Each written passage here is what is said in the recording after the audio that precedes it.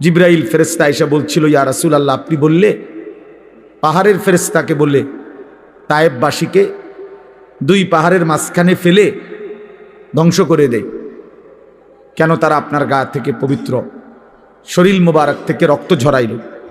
কিন্তু নবী সাল্লাল্লাহু আলাইহি সাল্লাম বলছেন, ইন্নী লাম উবআস লাআনান ওয়ালা গাদিবান ইন্নামা বুইসতু রাহমাতান। বলছেন জিবরাইল, আমি অভিশাপ দিতে আসি নাই, আমি শুধুই কেবল রাগ করতে আসি নাই, ধ্বংস করতে আসি নাই, আমি এসেছি রহমত হয়ে।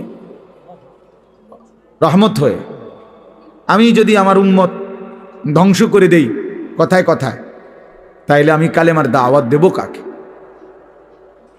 কাজেই তিনি বলছেন, নবী সাল্লাল্লাহু আলাইহি সাল্লাম, জিবরাইল অপেক্ষা করো, আজ তারা ঈমান আনে নাই, ও চিরেই একদিন তাদের বংশধর, তাদের খানদানের কেউ হয়তো ঈমান আনবে।